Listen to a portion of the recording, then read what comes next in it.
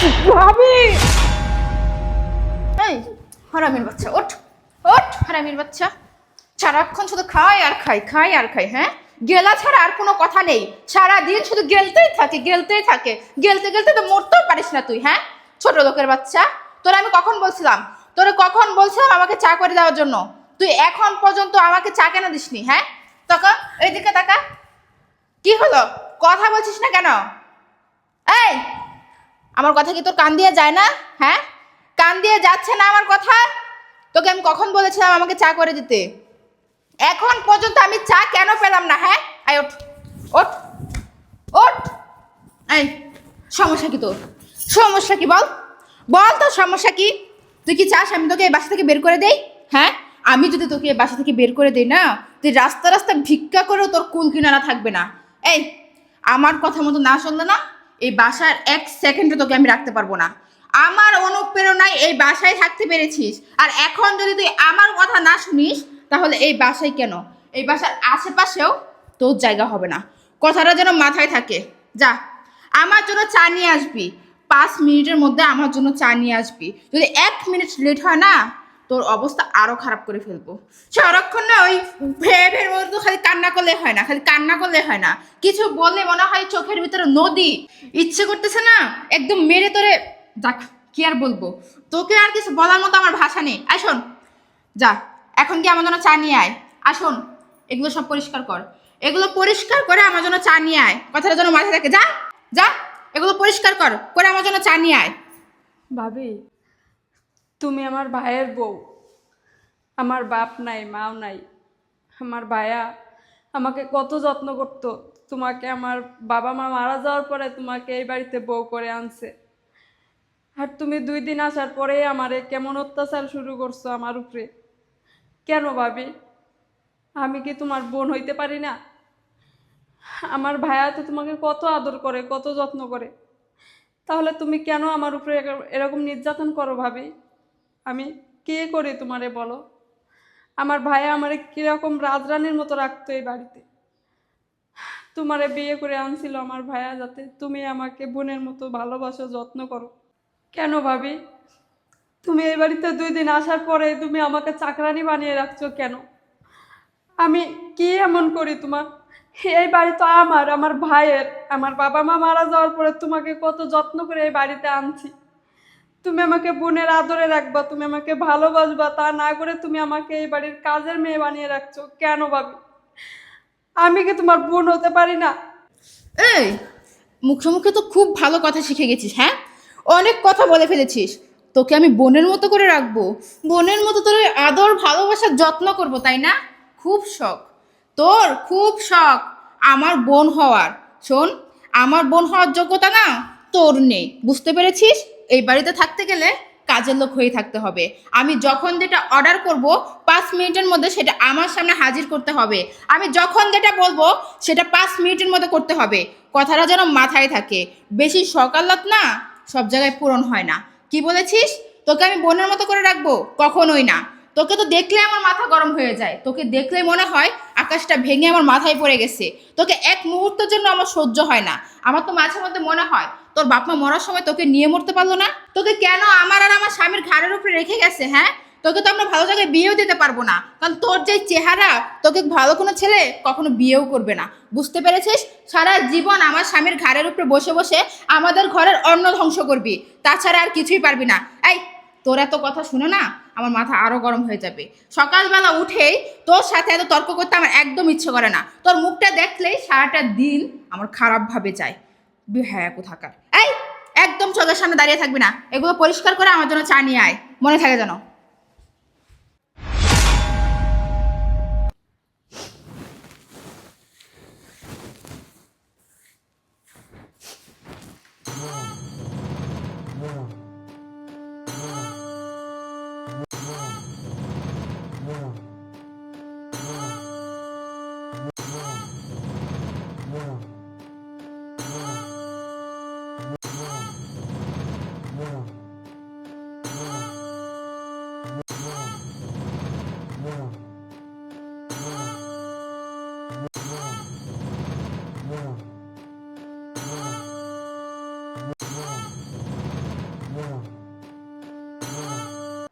আমার মা মরা বোনটাকে তুই এভাবে নির্যাতন করতেছিস?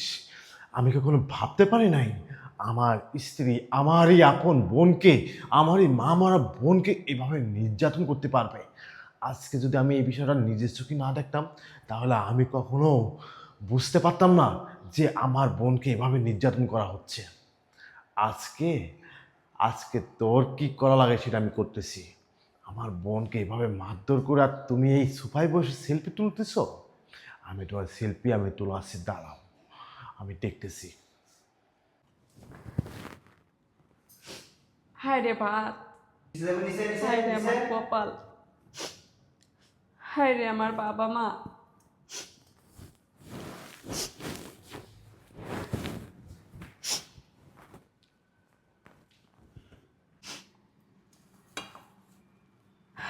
হায় রে কপাল, আজকে আমার নিজের বাড়িতে আমার কাজ করে খাওয়া লাগে। কি রে এই নবাবজাদি, ওইখানে দাঁড়িয়ে দাঁড়িয়ে কি এত গুনগুন করতেছিস? হ্যাঁ, তোকে বলেছে 1 কাপ চা আনতে, 1 কাপ চা আনতে কি 1 ঘন্টা লাগে? আসতেছি ভাবি। আসতেছি ভাবি? ইচ্ছে করে না একদম ঘর ধাক্কা দিয়ে বাসা থেকে বের করে দিই, বিরক্ত কর।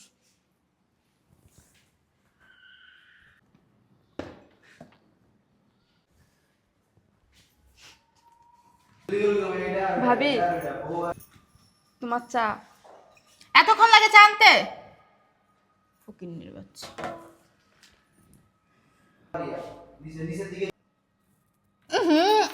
থু, এই এটা কি বানিয়েছিস? হ্যাঁ, এটা কি? কথা কথা বলিস না কেন? কথা বলিস না কেন? কি এটা? বুঝেছি, সোজা আঙুলে না ঘি উঠবে না। এই হাত দিয়ে বানাইছিস না চা? বল, এই হাত দিয়ে চা বানাইছিস? হাত দে, হাত দে ভাবি, হাত দে তুই, ভাবি, হাত দে। আহ আহ ভাবি, তুমি গরম চাটা আমার হাতে ঢেলে দিলা ভাবি। গরম চাটা না তোর হাতে ঢেলা আমি ভুল করেছি, গরম চাটা তোর এই মুখে ঢালার উচিত ছিল। বেয়াদবের বাচ্চা, সামান্য একটা চা বানাতে পারে না, সামান্য একটা কাজ ভালো করে করতে পারে না। ওই, তোর চেহারা ধুয়ে ধুয়ে পানি খাবো আমি?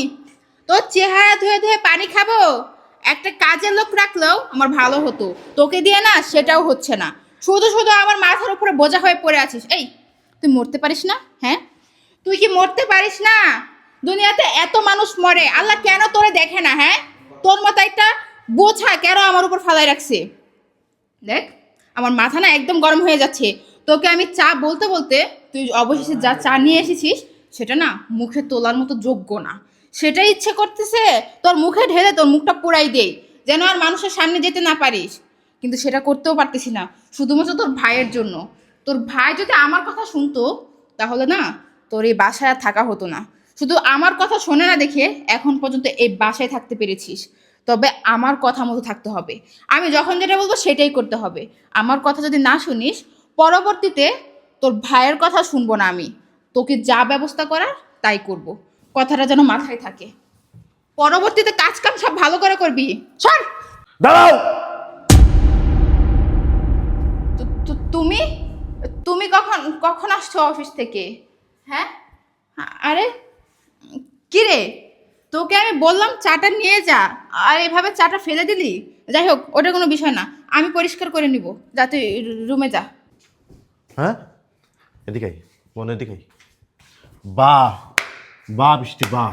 অভিনয়, চমক অভিনয়! ও সেরা সেরা! তোমার অভিনয় দেখে না আমি পুরো ধন্য হয়ে গেলাম। দেখো! এই, তোর কত বড় সাহস! তোর কত বড় সাহস! তুই আমার মা মরা বোনটাকে তুই বাড়ির চাকরানি বানিয়ে রাখছিস। তুই আমার মা মরা বোনটাকে তুই প্রতিনিয়ত নির্যাতন করছিস। আজকে যদি আমি নিজের চোখে না দেখতাম তাহলে কখনো আমি বুঝতে পারতাম না আমার বোনকে এইভাবে প্রতিদিন নির্যাতন করে মারধর করে।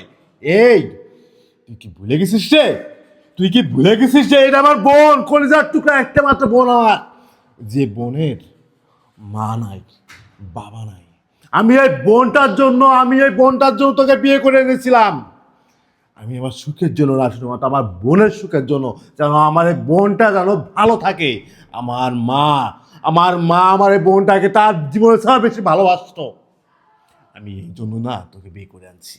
আর তুই কি করছস? তুই এই বোনটাকে তুই মারধর করছস। ছি, আমি না কখনো ভাবতে পারি নাই, আমি কখনো ভাবতে পারি নাই তুই এই কাজটা করতে পারবি। কারণ তোর যে অভিনয় আমি দেখেছি, এতদিন যে ভালোবাসা আমি দেখেছি আমার বোনের প্রতি তোর, সেটা ছিল আসলে আমার সামনে তোর অভিনয়, আমার সামনে অভিনয়। কারণ তুই আমার সামনে নিখুঁতভাবে অভিনয় করে গেছিস, যেন আমি বুঝতে না পারি। আমি যাতে বুঝতে না পারি তুই আমার বোনকে, আমারই অবর্তনে তুই আমার বোনকে এইভাবে মারধর করিস। ছি। দেখো, তুমি আমাকে ভুল বুঝতেছো। আমি কেন তোমার বোনকে মারধর করতে যাব? আমি তো তোমার বোনকে অনেক ভালোবাসি। চুপ! আর একটা কথা বলবি না, আর একটা কথা বলবি না। আমি আমার নিজের চোখে দেখেছি, আমি আমার নিজের কানে শুনেছি তুই আমার বোনকে ভালোবাসিস নাকি তুই ভালোবাসিস না। তুই যদি আমার বোনকে সত্যিকারে ভালোবাসিস না, তাহলে আমার বোনকে দে, তুই এই বাসার সব ধরনের কাজ তুই করাইতে পারতিস না। এই বাসায় তুই আমার বোনকে মারধর করছিস শুধুমাত্র যদি খাবার খেয়েছে এই জন্যই। এই, আমার বোন কি এই বাসায় খাবার খাইতে পারবে না? আমার বোনের কি নিষেধ আছে এই বাসার খাবার সে খাইতে পারবে না? তাহলে তুই তাকে কেন মারধর করছিস? তাহলে তুই পিছন থেকে কেন তুই লাথি মেরে ফেলে দিয়েছিস? আসলে তুমি যা ভাবছো তা নয়। ও তো পড়ে গেছিল, আমি তো ওকে ফেলে দেইনি। চুপ! একটা কথা বলবি না তুই, একটা কথা তুই বলবি না। কারণ আমি আমার নিজের চোখে দেখেছি, আমার এই দু চোখে দেখেছি তুই আমার বোনকে পিছন থেকে লাথি মেরে ফেলে দিয়েছিস। আর আমার বোন ওখানে মা বাবা বলে পড়ে গিয়েছে। এই, তোর কি বিবেকে কি একটাবার বাধা দিল না যে আমি কাকে আঘাত করলাম আর কাকে এ ধরনের নির্যাতন করলাম? সেটা আমার বোন। আজকে যদি তোর এই বোনকে আমি, তোর যদি কোনো বোনকে যদি আমি এইভাবে লাথি মেরে ফেলে দিতাম, এই, তাহলে তুই কি করতিস বল? তুই কি করতিস?